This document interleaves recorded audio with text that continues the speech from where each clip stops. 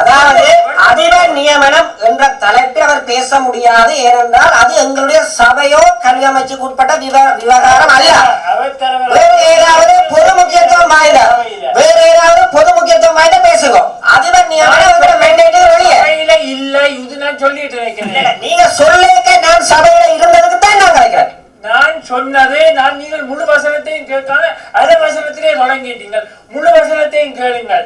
உடுவில் மகளிர் கல்லூரியின் புதிய அதிபர் நியமனம் தொடர்பாக அக்கல்லூரி மாணவிகளால் நடத்தப்பட்ட அமைதியான போராட்டத்தின் போது நான் அதிபர் நியமனம் பற்றி கதைக்க இல்லை. உடுவில் கல்லூரி மாணவிகளால் நடத்தப்பட்ட அமைதியான போராட்டத்தின் போது அதுதான் மையப்படுத்தப்படுகின்றது. சில கல்லூரி ஆசிரியர்களும் மதகுரு ஒருவரும் வேறு வழியாட்களும் மாணவிகள் மீது தகாத வார்த்தை பிரயோகங்களை பிரயோகித்தும் மிரட்டியும் தாக்குதல்களை நடாத்தியுள்ளதாக மாணவிகளின் பெற்றோர்களினால் முறைப்பாடு செய்யப்பட்டுள்ளது. என்னிடம் முறைப்பாட்டினுடைய கையெழுத்திட்ட பிரதி இருக்கின்றது. இவற்றுக்கு ஆதாரமாக காணொளி பதிவுகளும் இருக்கின்றன, அவர்களிடம் இருக்கின்றது. அத்துடன் இக்கல்லூரியில் கடந்த பல வருடங்களாக பல சீர்கேடுகள் இருந்து வந்துள்ளதாகவும் அவை மூடி மறைக்கப்பட்டிருப்பதாகவும் தற்சமயம் முறைப்பாடுகள் வந்து கொண்டிருக்கின்றன. எனக்கு இதை பற்றி தெரியாது. முறைப்பாடு வந்த குறிப்பாக பாடசாலையை சேர்ந்த சில எல்லாருமே சில ஆசிரியர்களும் இருபாலும் ஆண்கள் பெண்கள் சில விடுதி பணியாளர்களும் பிறழ்வான நடத்தைகளில் ஈடுபட்டதாகவும் முறையிடுகின்ற தனிய பெற்றார் மட்டுமில்லை பழைய மாணவர்கள் கூட முறையிடுகின்றார்கள். I have the முறையீடு in writing. It is a college of 200 years of history, the first ladies college in Asia. It has a அபிப்பிராயத்தை பிரவேசம். No, it is detrimental. It is detrimental to the college. You can raise that matter.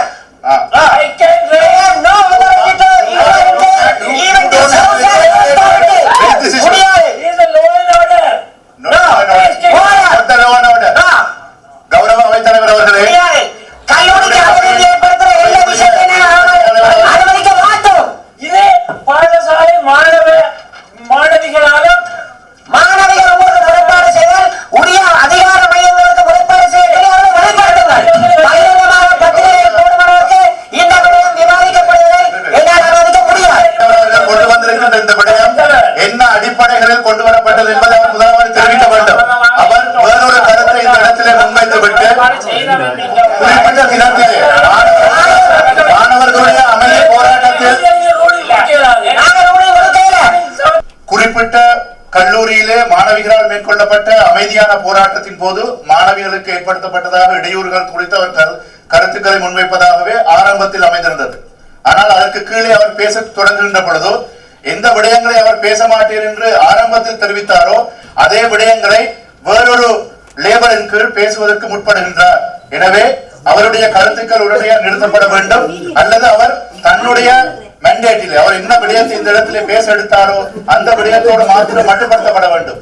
மாணவிகளுக்கு தாக்குதல் விளைவித்தால் அல்லது அவர்களுக்கு அசௌகரியங்கள் ஏற்படுகின்ற விடயத்திலே நடந்து கொண்ட அந்த விடயத்தை மாத்திரம்தான் எதிர்கட்சி தலைவர் அவர்கள் பேச முடியுமே தவிர அந்த தலைப்பின் கீழ் அவர் வேறு விவகாரங்களை உள்ளடக்க விரும்புவாராக இருந்தால் அவரை நாங்கள் பேச அனுமதிக்க மாட்டோம்.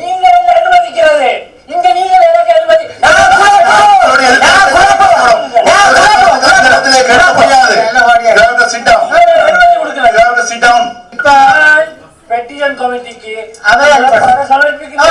சமர்ப்பிக்கலாம்.